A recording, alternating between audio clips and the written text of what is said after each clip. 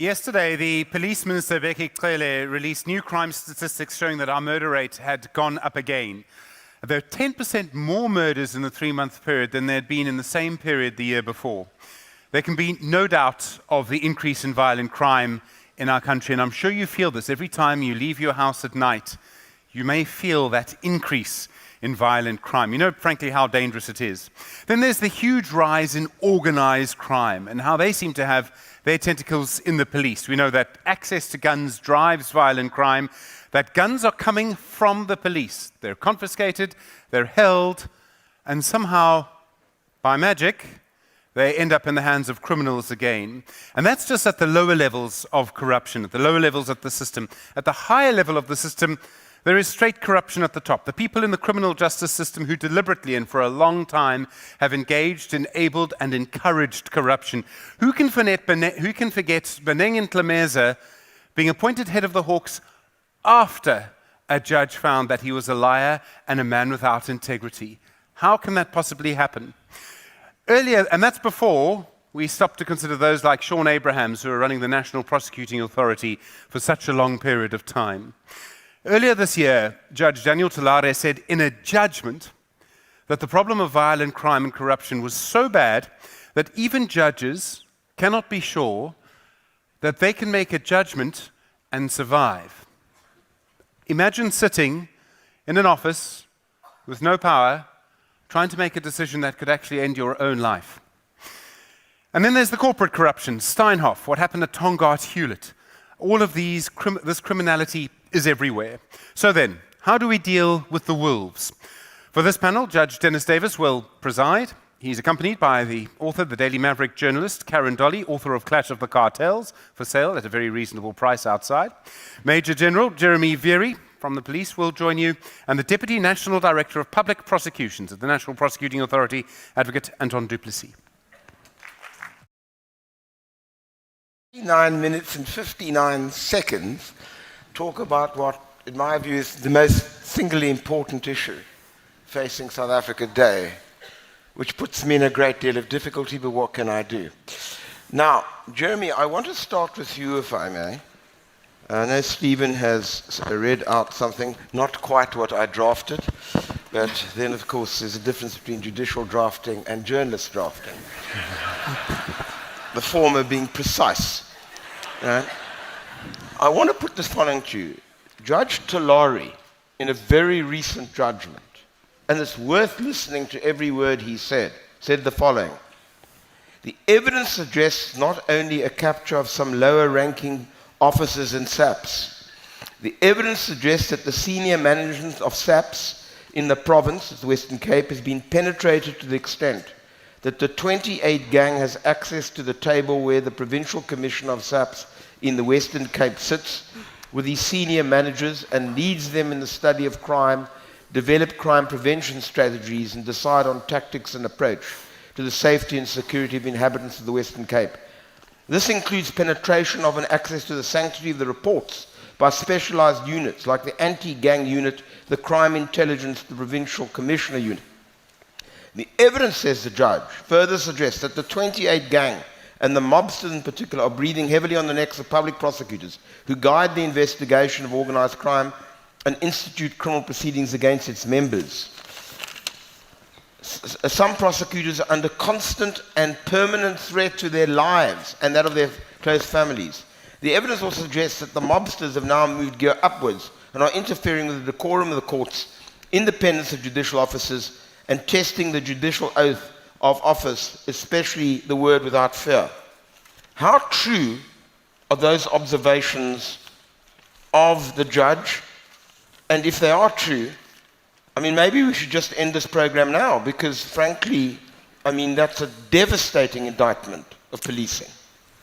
They have been true since about 1865, when the 28 gang was first formed out of an organization called Umkhosi within Taba, and the 26 gang later in Durban Point Road Prison in the early 1900s, and the 27 gang also in the 1890s. So we're dealing with an organized crime structure with its own culture, its own government, its own rules, its own norms, that have been existing parallel with whatever government we had normally in this country for that long a period. And it survived like it did with its formation around the mines in Gauteng at that point in those earlier years, Yes, through but corruption of the let's police. leave the history a moment. I'm talking about now. So the first thing I'm trying to say is that with an organized crime group that has that longevity and that history, its entrenchment of corruption, the entrenchment of corrupting the police service, the state and everything is well institutionalized. So can I just ask you this then?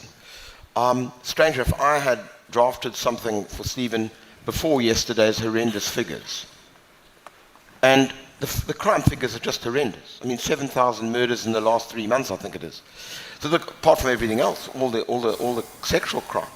So the question I suppose I've got for you is, everybody tells me, I listen to the radio, they say, well, you know, socio-economic factors such as poverty and inequality ultimately are big factors here. But other countries also have inequality and poverty and don't have the horrendous crime figures that we do.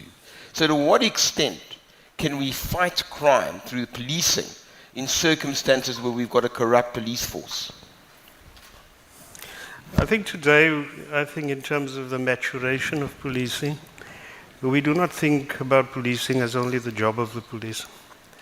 The community policing ethos that we're trying to build, or that we try to build into our Police Act, adds an extra degree of oversight amongst where communities are properly organized and represented to keep certain things in check. And to problem solve certain crime problems, including corruption, together. It's prescribed by our Act. The difference, it should be implemented in that way.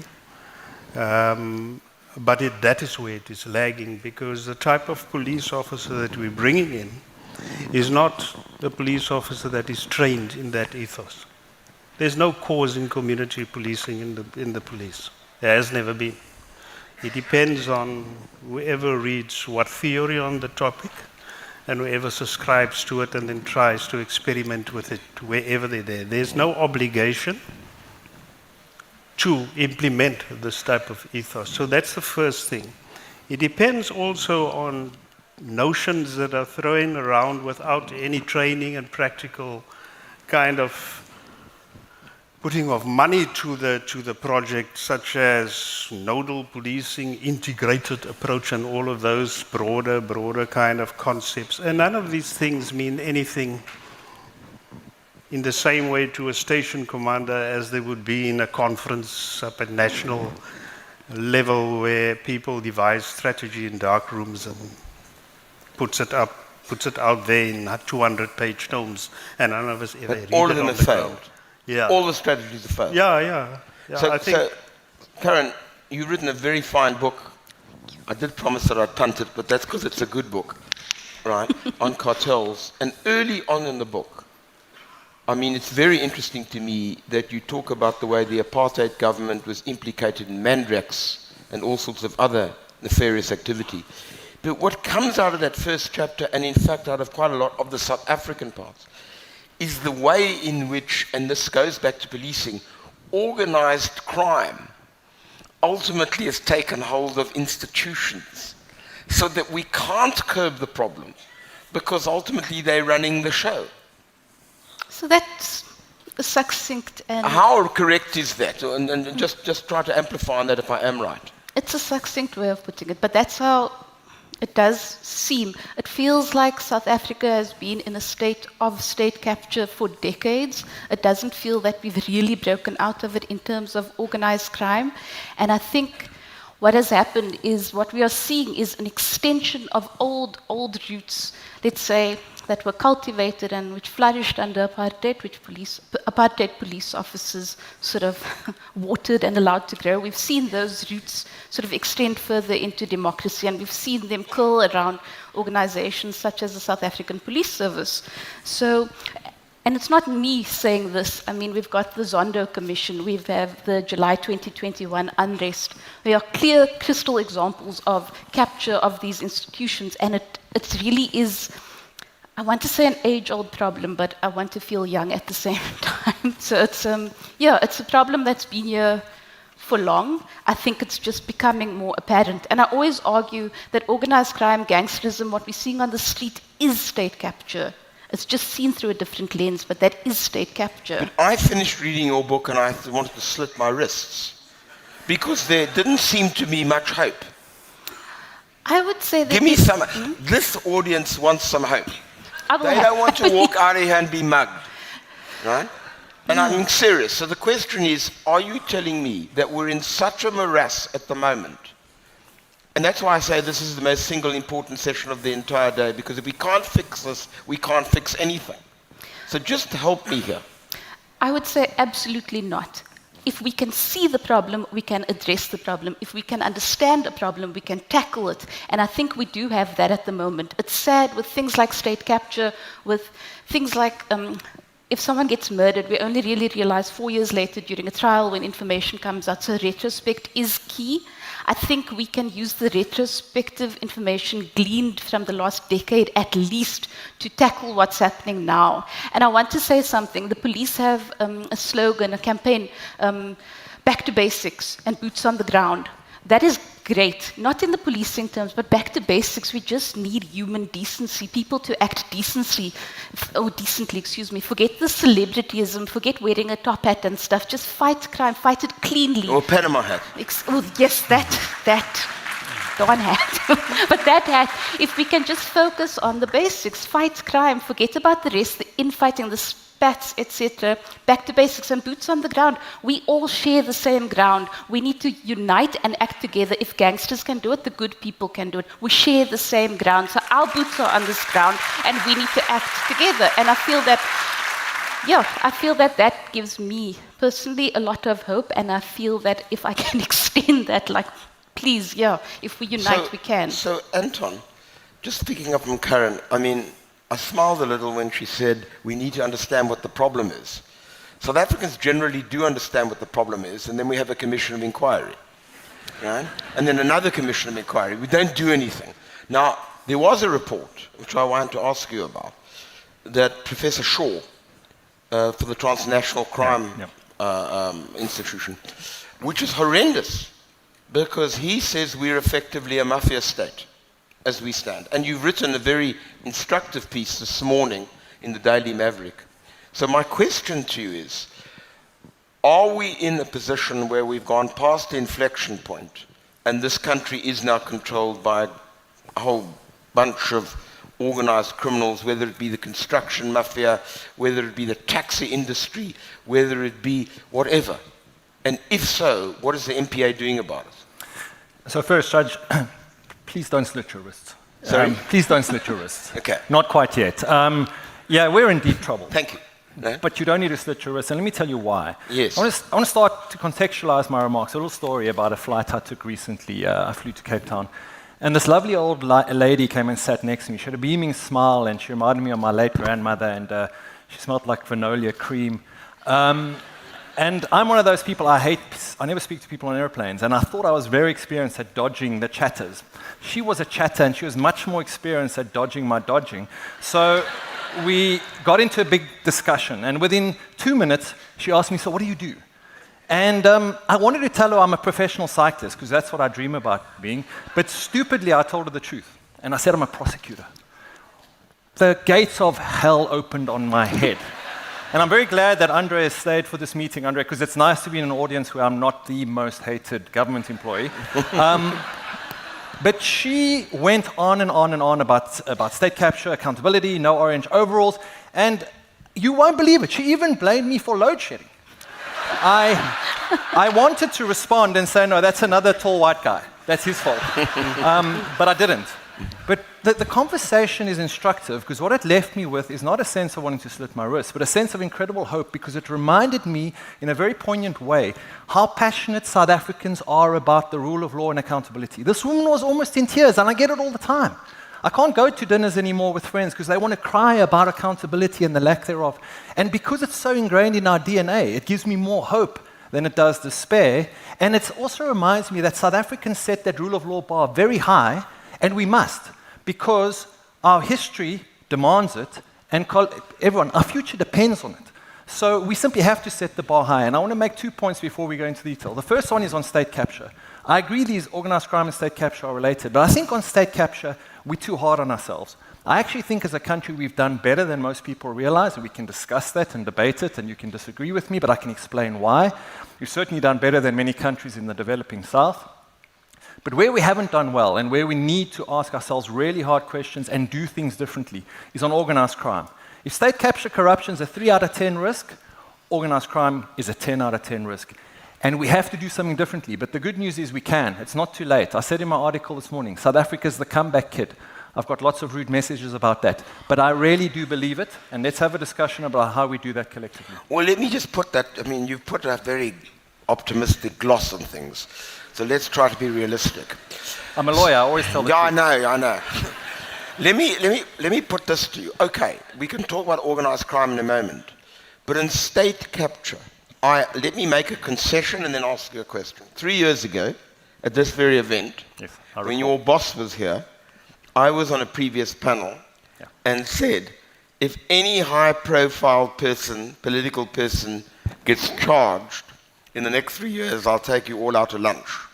Well, I accept that I'll probably have to take you to lunch. But I want to say, people here are still waiting for the fact that no high-profile politician is wearing orange overalls, and I would want to take a bet that the vast majority of people here still consider it unlikely that that's going to happen. The fact that they're clapping indicates that they have the same concern as me. What's your answer? I think they're clapping because you've got to take them all for lunch. That's what you said. No, that's a very cheap answer. So, Give me the expensive one. Besides which, I'm not on the NDPP, so I can't afford lunch unlike a judge, because judges don't get paid what you lot do. But anyway, So look- but I'm serious. What is the answer?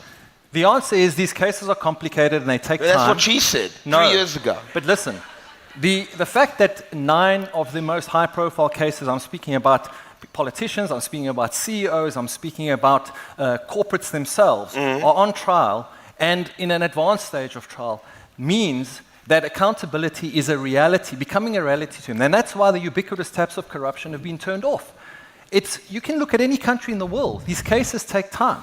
I mean, in Germany, the Steinhoff matter was enrolled for the first time in 2015. It's 2022, and that's the most advanced But at democracy least in they the world. enrolled it. Well, we've enrolled a serious number of cases. We've enrolled 9 of the most seminal cases, the most high-profile, complicated cases. Anyone want to go read? Give me an example of what this seminal case is that you've enrolled. Well, I'm not going to speak about specific cases, but you can have a look. No, Former you ministers- can because they've been enrolled, so they're publicly. Yeah. So former ministers, former CEOs, former heads of parastatals, the most powerful people in this country are mentally incarcerated at this point, and they're spending all their time not plundering the state, not planning the next version of state capture, but preparing for that inevitable trial date, which comes from time to time. The Stalingrad tactics are a huge issue. We have to deal with them. But I think it's cheap and lazy to say that there is no accountability because no one's in orange overalls. The other thing we've done is we've taken back 12.9 billion rand in stolen assets. Let me say that again, 12.9 billion rand. Petty cash compared to what's gone out. They may clap, but that's a naive clap because that's a petty cash compared to what's stolen. Come on, the Guptas alone probably took out 200 billion. And the Guptas alone are waiting for an We're waiting to see the Guptas. Yeah. But let me ask you a second question then. Have you got the competence to deal with these sophisticated cases? I mean, let me put this bluntly to you. And I think it fascinates me when I read, for example, who the special counsel was appointed by Merrick Garland. Unbelievable record. Right? I mean, the sort of person you don't want against you if you're a crook. Yeah.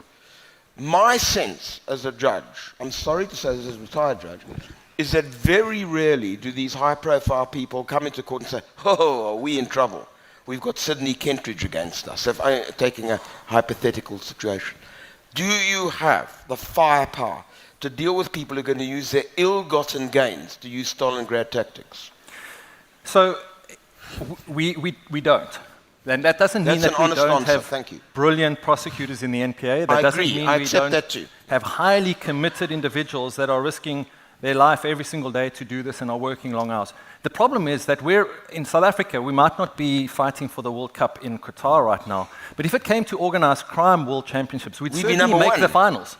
And we have highly established players in the team, and we'd have a whole bunch of new players that are... And we wouldn't even have to blame Rusty Rasmus for blaming the ref, yes. So it's not that carry we on. don't have the capacity. We've got brilliant prosecutors, but we're operating at a totally different level of complexity. And that wait until cybercrime does this, which it's going to. So there is no way we can say we have enough capacity, which is why we're partnering with the private sector. We have a partnership with BLSA, and we certainly are going to have to bring in forensic analysts, data analysts, cyber experts, and you're right, some of the top senior counsels in the country. And that's what we're doing. Great. So, can I just ask you one further question about I think this? your mic's off. Mic. Mic gone off. I'm not quite sure why. I think. I was about to say sabotage. Shame. Somebody help me. Let me ask you a question and you can answer it because I'll hear you. Just tell me about organized crime, Jeremy.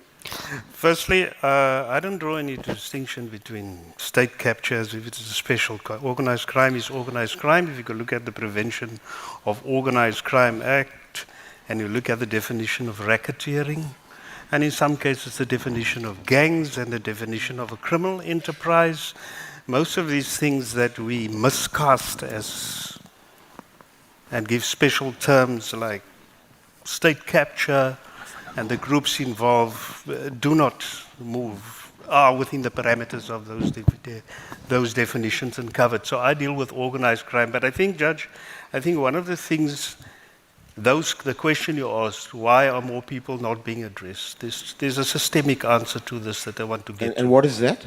I think, firstly, apart from the corruption, which I'm going to come to, deal with, one of the transitions we're trying to undergo in the detection environment and in the intelligence environment are transitions professionally that the world had to go through. The first thing, detectives, most of us are trained, I'm a trained detective, to do crime scene-driven investigations.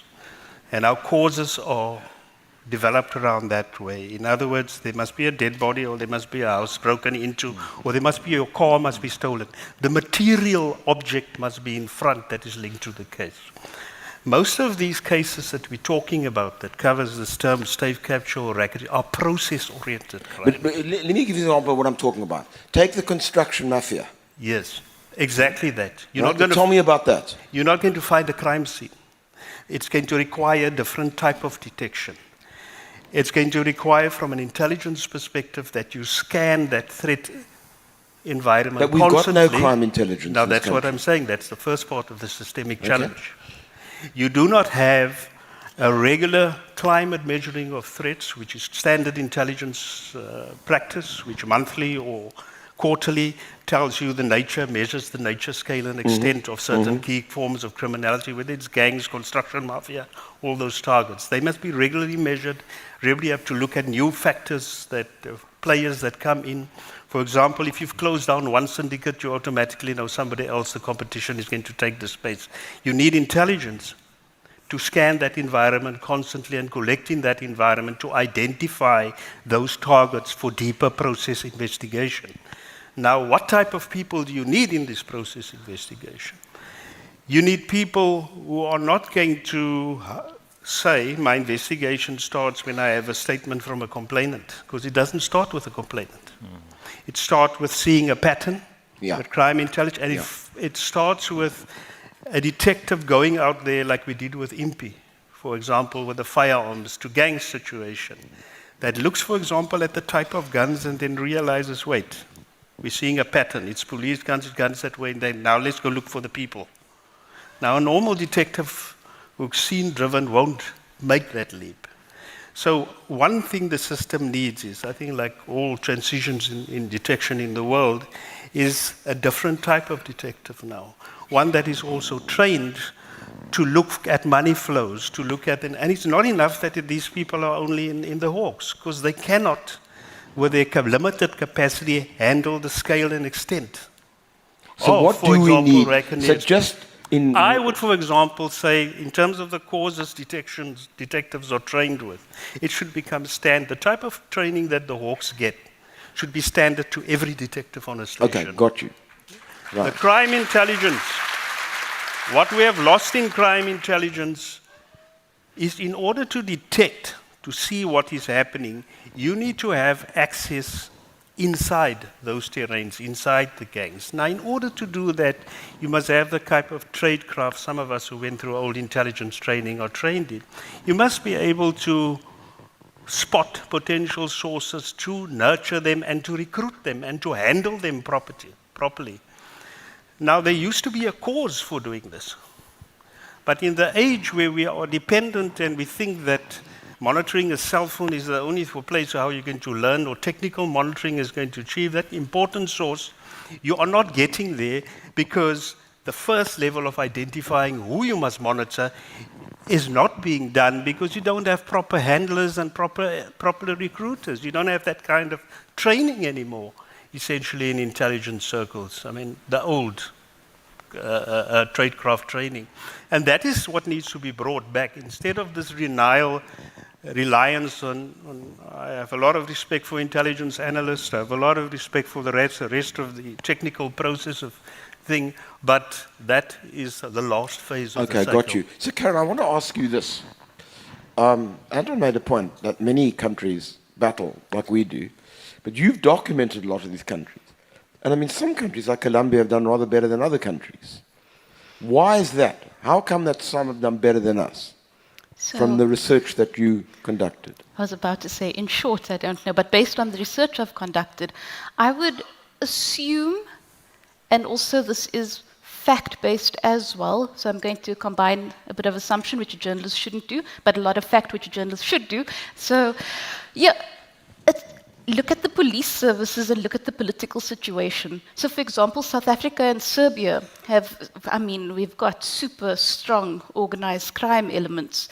And if you look at our intelligence structures, what happened in Serbia is that they were saying there was a political switchover, and the intelligence services were polluted or corrupted. And it's the same as what has happened here, or what has allegedly, I'm a journalist, happened here. But so I would say South Africa isn't doing as well as other countries because of the state, especially the South African Police Service and the SSA, State Security Agency. And I base that on what has come out in the Zondo Commission, the judgment you referred to. I mean, there's so much material you can read up on. Again, not to say that every police officer is corrupt, but this is reality. There are grave and serious problems with these structures meant to be protecting us. They're flipped inside out, and they now pose a threat to us. But Jeremy's right, of course, that one goes back to the history of the 28s and the other gangs. You only have to read Steinberg's book to know that. There's been a lot of corruption of police for a long period, but it does seem to be getting worse. It does seem to be getting worse, and I'm not sure if it is actually legitimately getting worse or if we are now finding out about the actual extent. So, for example, the judgment that you referred to, where the judge says the 28s have effectively infiltrated the Western Cape's police management, those stories, and it's such a freaking pity I say stories, or those allegations have been doing the rounds for years. Now that it's in a judgment, we're all like, oh my goodness. But the reality is that has been reality for a long time. It's just now someone within the state with a solid job title basically saying this is the problem. And now we're reacting and acknowledging it as it has been for a while. So let me ask you this. I mean, I spoke about the skills in the NPA, and maybe I'm being unfair to you to this extent, because you've got to be dependent on the police, the Hawks, etc. So to what extent are you being let down by the fact that the arms that are central to you bringing cases are just not doing their job? And can you do your job in circumstances, perhaps the most crucial question, on the basis that we take the pessimistic view? Now, if you take Jeremy's line, which is you're going to have to train these people and that's not going to come in a day, how are you going to cope with the interim problem? of inadequate, as it were, investigation and policing? Yeah, it's a major problem, and I think it's the old story of the weakest link in a value chain. And unfortunately, the criminal justice system is a multi-linked value chain. If you do not have evidence coming through, if you see that as fuel, if that fuel doesn't reach the engine, it doesn't matter how sparkly that engine is, it's not going to start, and it's certainly not going to drive.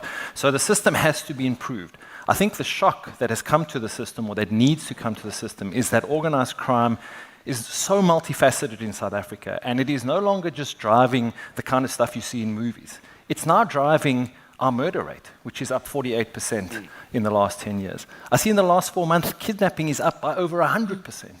It is decimating our development prospects. It's driving our murder rates. It's even in the case of what happened in Krugersdorp, potentially behind gang rape. You know, it's organized criminality has infiltrated everything. So there needs to be a wake-up call. We simply can't do things the same way we have been doing it. It's going to require, as we heard this morning, strong political leadership and a big wake-up when the people of this country say the rule of law must be. The people of this country must demonstrate that the rule of law is not politically expendable. It is something that will determine whether or not you are politically voted into power. And that's somewhere we still have somewhere to go. In the interim, what do? We cannot focus on everything. We have to specialize. We have to have targeted, proactive, prosecution-led strategies that go after, that look at a harm reduction approach. So take Eskom, for example. We know that the biggest problem we have in this country is we can't get development and investment, we can't get development going and investment until we have reliable energy supplies. We need to be targeting the organized crime networks that are involved in the sabotage of these things, the targeting of infrastructure networks, and we put together small, multifaceted teams. Now we've done it, and that's a little bit of the optimistic spin. The reason why I say South Africa Where is have you done that, if you could just tell people? We've done it in South Africa. I mean, South Africa in between 2000 and 2009 was a world leader in prosecution-led investigations. We're one of the world leaders in civil and criminal asset forfeiture. Even our witness protection program was the envy of most countries. Then we got rid of the scorpions. We have lots of important lessons from the past that worked. We need to go back to those lessons, and we're doing it. If you look at the recent decisions, the response to the Zondo Commission on the Investigative Directorate, we're creating a prosecution-led model that's not trying to prosecute everyone.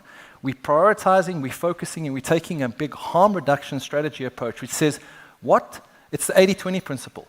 20% or 80% of the problems are normally caused by 20% of the causes. We have to target those 20% of the causes, and we have to demonstrate to the public that this is a long-term strategy. Because if we don't take you with us, if we don't make you believe that the rule of law stands some chance of survival in this country, we have no hope together at all.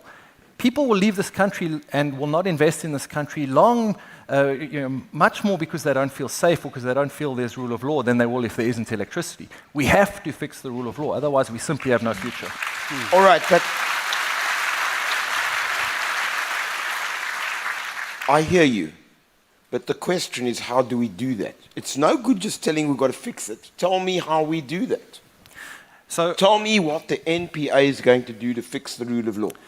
So, just to start, I accept you can't do everything. Okay, so the first thing we've done is we've set up the Investigative Directorate with criminal investigative powers, and those 9 seminal cases that you've seen before court, there are going to be many more of them, and at the level of state capture corruption, that progress is going to continue, and it's hugely significant because it demonstrates that the previous untouchables are no longer untouchable. Key. One level below that is we are going to have to work with our partners in the criminal justice system, including the Hawks, including intelligence, with all the problems that are there, with a very clear political marching order from our leadership, from our president, that says organized crime is an existential threat to the future of this country. Do what you need to do within the framework of the rule of law to fix it. And that doesn't mean fire first and then... Exactly. Yeah. And we're going to have to, as I say, prioritize, we're going to have to be proactive, we're going to have to go after the people that are causing the most harm, and we are putting those systems in place as we speak. And let's take a bet again in 3 years. No, I don't want to take a bet in 3 years. I want to take a bet in 1 year, and I'll tell you why. No, seriously, there's a question I wanted to ask you. Yeah. Because people can't wait that time. You want people to believe in the rule of law, they've got to believe in it today. Okay. We can't wait 3 years. So the question is, what in a year's time when we get back here and we have another conversation, will you be able to say, look what we've done? And in fact, the rule of law is back and alive. Okay. So in addition to the corruption matters, we should have, in my view, 3 very specific priority programs that I think should look at illicit mining and how to deal with that. It should be looking at organized crime in the infrastructure environment in the context of transport and electricity generation. And I think we have to be looking at extortion. And we need to come back to you with examples of how we've been able to make sure that the kingpins that are controlling these organized crime networks in those 3 priority areas are done. But I would like us to end on this point, to also raise this. Colleagues, we are not going to prosecute our way out of this problem. There's too much corruption, there's too much organized crime. We're not going to prosecute our way out of it, and it's a dangerous red herring to think we are. Everyone in this country needs to take responsibility. How many auditors are in this room? What is the auditing profession doing about the auditors that are involved, allegedly, in state capture? What are the engineers doing about engineers that are paying bribes to construction mafias? What are the lawyers doing? Well, I wanted to ask you about the lawyers. Yeah. No, I did, because you're one of the people that I regard as the best prosecutor ever appeared in front of me. And let me make on record, Billy Downer SC. Yeah. Best prosecutor ever appeared in front of me, is now subject to an extraordinary set of cases, let me put it this way. And I don't necessarily want you to go into the details of that, but what is this doing when the legal profession assails the NPA in this way? And what can the NPA do about that? Is it what we've got to do about that, as the public? Yeah.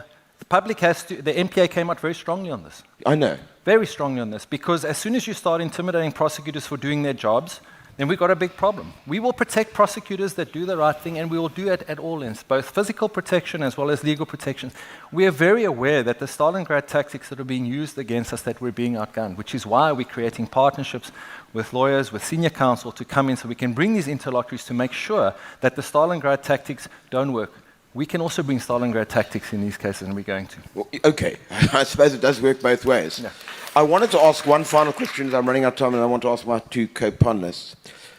Just explain to me, the president now seems to have done a reversal, and there's a kind of resurrection of the Hawks in another name. Is that going to make a difference? You mean the Scorpions? Yeah, the Scorpions. Sorry, wait. So Freudian slip. I mean the Scorpions. So it's not really a resurrection of Scorpions. What we've done is we've got a Scorpions-like approach to corruption. What we need to do with our partners, we need a prosecution-guided type approach for organized crime. You can call it Scorpions, you can call it what you want. The bottom line is we have the lessons of what worked. If you look at what happened with Pagad, and you can speak about that, the taxi violence in the late 1990s and how that was addressed, they didn't arrest everyone. They arrested the key people, and it sent out a message that this is not a crime that pays, and that's what we have to do quickly. Okay, great. So, Jeremy, if tomorrow morning you got a phone call from the president, I'm not sure if it would be from Buckingham Palace or Cape Town, but you got a message from him that you are now the Minister of Police, what one thing would you do to improve the situation? Just one. Okay. In which we'd say, wow, now we are talking. Okay. I'd invest a major part of the budget in the development of detectives, because it's the only way all of these cases can reach success. And I'll invest in the right type of training in process-oriented investigation. And I won't depend on a small organization that cannot handle the scale of organized crime in the country. I'm not going to overinvest in the Hawks. They can. One invest there for a certain threshold. But all organized crime is local. I mean, much as we think, because people travel between here and from, it manifests itself. And most of the damage is local. And I need to empower the local detective in key stations to build that. And I think that, to me, is the other part is crime intelligence. Much as I have respect for the technology that we overvalue today, people should be trained in old school tradecraft. They should train to be handlers. They should be trained to properly spot potential sources. We should train agents in better infiltration into gangs and organized crimes. It's areas where that have sadly lacked. So could I just ask, that is what I would do. Sorry to interrupt you, but could I just ask you this? Okay. Flowing from that. It's again a kind of similar question to the one I've asked Anton. It strikes me, nothing wrong with what you said. In fact, absolutely correct. But it strikes me that's going to take time. No, it does not. Why not? Let me explain Because what I something mean is, to you, sorry, Judge. in a year's time, Judge, would we have a better picture if they did what you were doing now? Judge, this has been happening despite the systemic failures. There are some of my colleagues, and I know, who are busy with investigations and are delivering secretly. Like MP, we take 3 years before we tell anyone in management what we actually were busy doing. And we deliver despite the system. And that to me there are is police that like I that. don't think there are police officers. So if we're looking for record of good practice for all these things, it is there and it needs to be systemized. What it needs is the right leadership. And this is the first point of challenge. All of our leadership, like the rest of you in society, you think the solution to this problem is more visible policing on the street. Organized crime syndicates are not deterred by visible policing. They have better weapons than us, they have larger structures than us, and as soon as we mount our big publicity stunt operation for a few months in Manenberg, they lie low and they come back and they just operate beyond us, or they shift their bases. So we need to move away from our constant questions to Parliament and our issues. We need more people on boots on the ground, more boots on the ground. Nowhere in the world has prevented organized crime. That's the first realization. It should translate into the police in terms of how we look at which disciplines do we invest our budget into. Got you. And that is it. Right. Let's stop and develop from the pool we have, develop better detectives and train better in crime intelligence officers. So, Caryn, that will do the job. What one thing do you think, if we come back in a year's time, would improve the situation? That people start believing we're getting a handle on it? I think certain individuals within the state, and I'm not going to name them here for various reasons, should be fired or ushered out of their positions, because I genuinely think we need people with decent intent looking after us. At the same time, on the flip side, those of us with decent intent need to look after us. My mother always told me, pick your battles, and as I grow older, I'm more like, pick our battles. Each one teach one, each one keep the others safe. So it's up to all of us. I know I sound like a politician all of a sudden, but I genuinely believe that with respect, I don't trust aspects of the state. I'm a resident of South Africa. I think it's fair to say that. And because I don't trust aspects of the state, I would trust people around me, people with good intent. I would rather, side with those individuals. Thank you. So, in summary, let me just make one final point in thanking all three of you. I said at the beginning that I think this is the most important topic. It was picking up something that Anton said and he wrote today in the Daily Maverick. I mean, you can't have a society that's going to grow economically. You can't have a society that's going to redress inequality and poverty if you've got a mafia state running the show. And the truth is, what we've been talking about is how do we come to grips with that? And it does seem to me, and let me be quite blunt, Jeremy's right. There are police, I know that from my years on the bench, who do a damn good job under unbelievably difficult circumstances.